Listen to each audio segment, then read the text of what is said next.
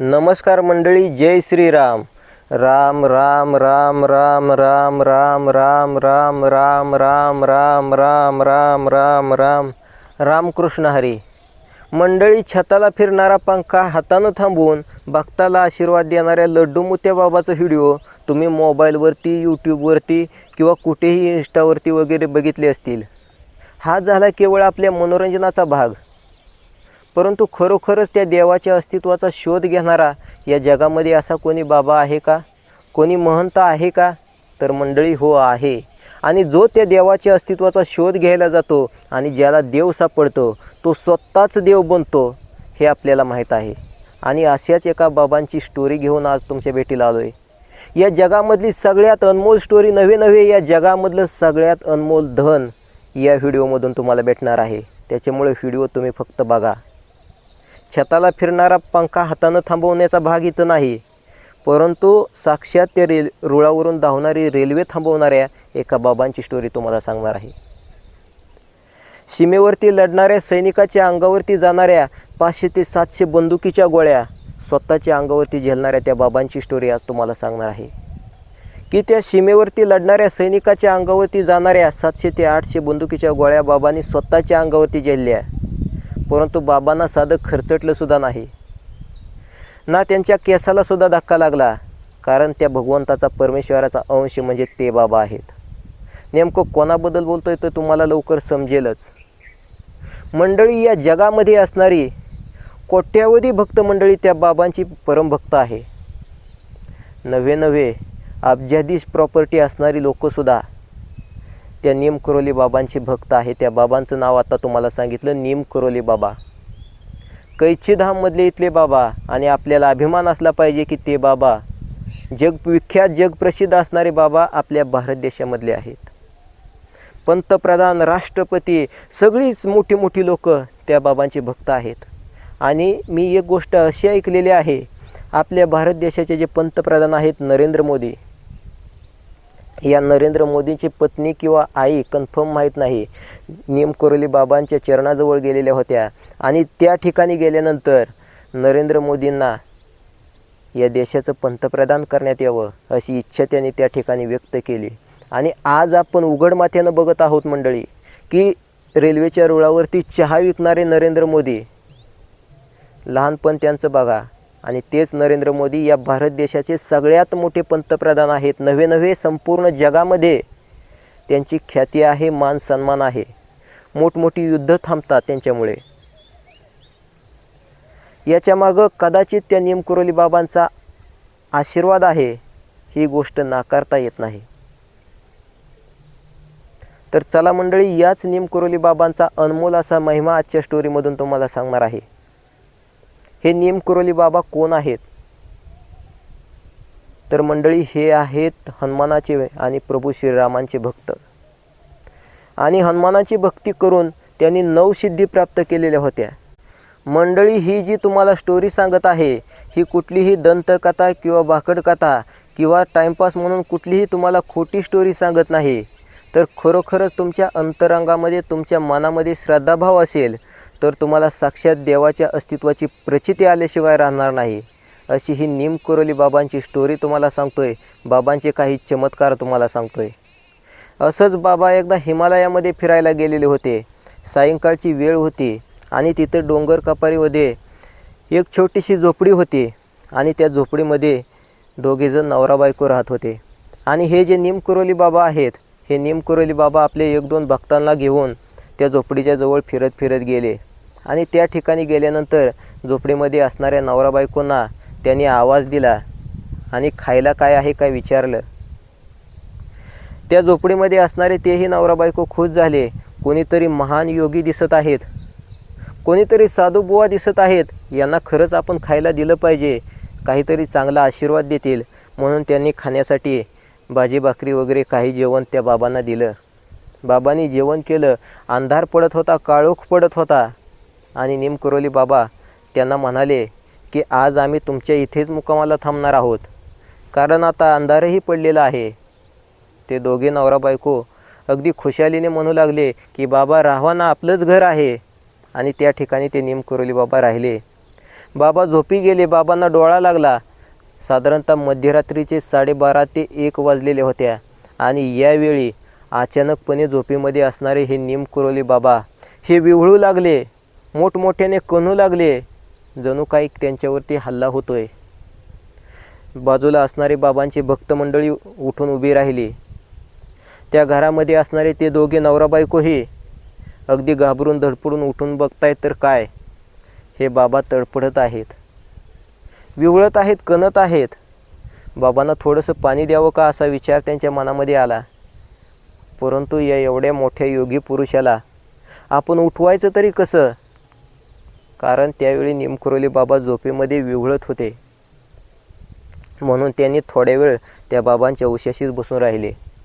साधारणतः अर्धा 1-2 तास निघून गेले आणि त्याच्यानंतर बाबांना शांत झोप लागली. शांत झोप लागल्यानंतर दुसरा दिवस उजाडला. दिवस उजडता झोपेमधून असणारे निमकुरोली बाबा जागे झाले. पहाटेच्यालाच त्यांच्या खांद्यावरती असणारं घोंगडं त्यांनी काढलं आणि ते घोंगडं गोळा करून असं धरलं तर काय आश्चर्य मंडळी, त्या घोंगड्यामध्ये काहीतरी जड जड जड असे लोखंडाचे काही नटबोल्ट असल्यासारखं दिसत होतं, जाणवत होतं.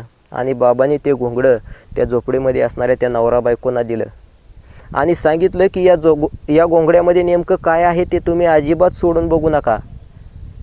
गुपचूप जाऊन आता सकाळ झालेली आहे, हे घोंगडं, हे गाठोडं नदीमध्ये नेऊन फेकून द्या, नदीमध्ये विसर्जित करा. त्याच्यामध्ये नेमकं काय आहे ते तुम्ही अजिबात बघू नका. आणि ते जे गाठोडं आहे ते घेऊन ते नवरा बायको दोघेजण जाऊ लागले. जात असताना त्यांच्या मनामध्ये विचार येत होता की नक्की काय असेल या घोंगड्याच्या या गाठोड्यामध्ये. साधारणतः 2-3 किलो वजनाचं ते गाठोडं, नक्की काय असेल याच्यामध्ये, सोडून बघावं का? नेमकं हिरं मोती सोनं नेमकं काय असेल असा विचार त्यांच्या मनामध्ये येत होता. परंतु बाबांनी सांगितलं होतं की अजिबात गाठोडं सोडून बघू नका. बाबांनी सांगितल्याप्रमाणे त्यांनी ते गाठोडं नेऊन नदीमध्ये फेकून दिलं आणि परत घरी आले. आणि घरी येऊन बाबांना विचारू लागले की नेमकं काय दिलं होतं बाबा तुम्ही फेकून देण्यासाठी. बाबा म्हणाले समजेल तुम्हाला लवकरच. आणि असे म्हणून बाबा आणि बाबांचे भक्त मंडळी तिथून निघून गेले. आणि तब्बल 1 महिन्यानंतर मंडळी त्याच नवरा बायकोचा, त्या झोपडीमध्ये असणाऱ्या नवरा बायकोचा एक मुलगा सीमेवरती होता. आणि सीमेवरती असताना मंडळी जपाननं आपल्या भारत देशावरती आक्रमण केलेलं होतं आणि त्यामध्ये तो सैनिक होता. तो मुलगा घरी आला. घरी आल्यानंतर आईबाबांना मिठीमध्ये घेऊन मोठमोठ्याने रडू लागला आणि सांगू लागला, मी कसं वाचलो हे मलाच समजत नाही. कारण जपानच्या सैन्यानं आमच्यावरती हल्ला केला होता. मी होतो आणि माझ्यासोबत माझे 10 ते 12 सहकारी सैनिक होते. परंतु त्याच्यामध्ये कोणीही वाचलं नाही. प्रचंड आलेल्या सैन्याने गोळीबार केला. त्याच्यामध्ये माझे सगळे साथीदार, सगळे जोडीदार मेले. परंतु मला मात्र कोणाचा आशीर्वाद होता ते मला माहीत नाही. परंतु समोरून आलेल्या आक्रमक सैन्यानं जितक्या माझ्यावरती गोळ्या मारल्या त्या गोळीचा मला धक्कासुद्धा लागला नाही. प्रत्येक गोळी यायची, अंगाला खेटून जायची किंवा अंगाला लागून खाली बाजूला अलगत अगदी कापसाच्या बोळ्याप्रमाणे बाजूला पडायची. तेव्हा आत्ता मात्र या नवरा बायकोच्या लक्षामध्ये आलं की त्या निमकुरोली बाबांनी जे गाठोडं नदीमध्ये फेकून द्यायला सांगितलं होतं आणि त्याच्यामध्ये जे काही होतं तर त्या बंदुकीच्या गोळ्या होत्या. सीमेवरती लढत असताना सैन्याकडून आलेल्या त्या अंगावरती लागणाऱ्या त्या मुलाच्या गोळ्या साक्षात झोपेमध्ये असणाऱ्या या निमकुरोली बाबांच्या अंगावरती खेटत होत्या, अंगाला बोचत होत्या. त्याच्यामुळे बाबा झोपेमध्ये विवळत होते. किती ते योगी महान बाबा होते की त्यांच्यामुळे एका सैनिकाचा जीव वाचला. मंडळी, हे निमकुरोली बाबा, त्यांचे फोटो आजही यूट्यूबवरती उपलब्ध आहेत आणि यूट्यूबवरती त्यांचे व्हिडिओ, त्यांचा ओरिजिनल आवाजसुद्धा आहे. राम राम राम राम राम राम राम असा त्या प्रभू श्रीरामांच्या नावाचा जप करतानाचे व्हिडिओ तुम्हाला यूट्यूबवरती सुद्धा भेटतील. मंडळी, हे जे निमकुरोली बाबा आहेत हे भूत, भविष्य, वर्तमान सगळं काही जाणतात. भविष्यामध्ये नेमकं काय घडणार आहे हे सगळं काही बाबांना कळतं. हे बाबा हनुमानाचे, मारुतीरायाचे निश्चिम भक्त आहेत आणि मारुतीरायांची उपासना करून त्यांनी अनेक सिद्धी मिळवल्या, अनेक भक्तांचा उद्धारही केला. मंडळी, निमकुरोली बाबांचे अजून काही प्रसंग सांगायचे झाले तर गोविंद वल्लभ पंत हे फार मोठे त्या काळचे राजकारणी नेते होते. काँग्रेसचे ते नेते होते आणि स्वातंत्र्य सेनानीही होते. आणि अचानकपणे ते आजारी पडले. आजार त्यांचा इतका गंभीर होता की अवघ्या काही क्षणामध्ये त्यांचा जीव, त्यांचा प्राण निघून जातोय की काय अशी स्थिती होती. आणि यावेळी घरचे सगळे चिंतेमध्ये होते, सगळे दुःखी होते. आणि त्याच पंडित गोविंद वल्लभ पंताचे, त्या नेत्याचे भाऊ या निमकरोली बाबांच्या दर्शनासाठी आले आणि बाबांच्या जवळ साकडं घातलं की बाबा, नेते आजारी आहेत, म्हणजे पंडित गोविंद वल्लभ पंत हे आजारी आहेत. आता काही वेळामध्ये त्यांचा जीव निघून जातोय की काय अशी गती आहे बाबा, नेमकं काय होईल तुम्ही सांगा. यावेळी निमकरोली बाबांनी त्यांना सांगितलं की अरे जावा, काहीही होणार नाही त्यांना, अजून 3 वर्ष त्यांचा मृत्यू होणार नाही असं त्या निमकरोली बाबांनी सांगितलं. आणि हळूहळू काही 1-2 दिवसामध्येच ते जे पंडित गोविंद वल्लभ पंत आहेत ते अगदी व्यवस्थित ठणठणीत बरे झाले. आणि असंच एकदा निमकरोली बाबा बसलेले असताना एक मुस्लिम व्यक्ती बाबांच्या जवळ आले. अतिशय दुःखी होते. आणि तो मुस्लिम माणूस निमकरोली बाबांना म्हणाला की बाबा, माझा भाऊ तुरुंगामध्ये आहे आणि तो पाकिस्तानच्या तुरुंगामध्ये आहे. पाकिस्तानवाले त्याला मारून टाकतील की काय होईल काही सांगता येत नाही बाबा, नेमकं काय होईल माझ्या भावाचं, तो सुटेल का तुरुंगामधून, असं निमकरोली बाबांना तो भाऊ बोलत होता. यावेळी निमकरोली बाबांनी सांगितलं की अरे, लवकरच तुझा भाऊ तुरुंगामधून बाहेर येणार आहे. आणि आनंदाची गोष्ट अशी की तुझा भाऊ बाहेर आल्यानंतर देशाचा राष्ट्रपती बनणार आहे. मंडळी, हा प्रसंग त्यावेळचा आहे ज्यावेळी भारत, पाकिस्तान आणि बांगलादेश हे तिन्ही देश एकत्र होते आणि हिंदुस्थान म्हणून आपल्याला ओळखलं जात होतं. या देशांमध्ये फूट पडायच्या अगोदर फार मोठं युद्ध पेटलेलं होतं. बांगलादेश हा स्वतंत्र देश असावा म्हणून तिथले सगळे लोक एकत्र आलेले होते, आंदोलन उभं केलेलं होतं. परंतु पाकिस्तानवाल्यांनी सगळे आंदोलक उचलून त्या ठिकाणी नेऊन तुरुंगामध्ये टाकलेले होते. काही जणांना जीवे मारत होते, ठार मारत होते. आणि अशावेळी एक मुस्लिम आंदोलक त्याच्यामध्ये होता आणि त्या आंदोलकाचा भाऊ निमकरोली बाबांकडे आलेला होता की माझा भाऊ नेमका सुटेल का बाबा, का पाकिस्तानवाले मारून टाकतील, काय करतील सांगा ना बाबा. त्यावेळी निमकरोली बाबांनी सांगितलं की अरे, तुझा भाऊ लवकरच बाहेर येईल आणि नवीन बनलेल्या या बांगलादेश देशाचा पहिला राष्ट्रपती असेल. तर मंडळी, शेख मुजीबुर रहमान हे त्या व्यक्तीचं नाव होतं. आणि तो व्यक्ती तुम्ही नेटवरती, गुगलवरती, यूट्यूबवरती कुठेही सर्च करा, बांगलादेशचे पहिले राष्ट्रपती शेख मुजीबुर रहमान झाले. आणि ही गोष्ट निमकरोली बाबांनी अगोदरच सांगितलेली होती. सध्या बरीचशी लोक ॲपल कंपनीचे महागडे फोन वापरतात. 70,000, लाख, 1.5 लाख रुपये किमतीचे ते ॲपलचे फोन असतात. परंतु मंडळी, तुम्हाला ही गोष्ट माहिती आहे का की ते ॲपल कंपनीचा जो मालक आहे तो निमकरोली बाबांचा भक्त आहे. असंच एकदा फेसबुकच्या मालकानं, फेसबुक जी ॲप आहे आपण वापरतो, त्या फेसबुकच्या मालकानं ज्यावेळी फेसबुक लॉन्च केली होती, ॲप बनवली होती, तेव्हा ती अजिबात चालत नव्हती. त्यावेळी ॲपल कंपनीच्या मालकाने त्या फेसबुक ॲपच्या मालकाला सांगितलं की तुम्ही भारतामध्ये जावा आणि भारतामध्ये उत्तराखंडमध्ये कैचीधाम या ठिकाणी माझे गुरु आहेत निमकरोली बाबा, त्यांची भेट घ्या, त्यांच्या चरणाजवळ जावा आणि तुमचं काय आहे ते मत सांगा. तुमचं सगळं काही तुमच्या अगदी मनासारखं होईल. मंडळी, स्वतःला देव म्हणून घेणारे कितीतरी ढोंगी, साधू, बुवा, महाराज आपल्या देशामध्ये आहेत. परंतु ढोंगी आणि योगी यामधला फरक आपल्या सर्वसामान्य भक्तांना कळला पाहिजे. श्रद्धा आणि अंधश्रद्धा यामधलं अंतर समजलं पाहिजे. मंडळी, हे जे निमकरोली बाबा आहेत यांनी आपल्या भक्तांकडून उभ्या आयुष्यामध्ये कधीही पाया पडून घेतलेलं नव्हतं.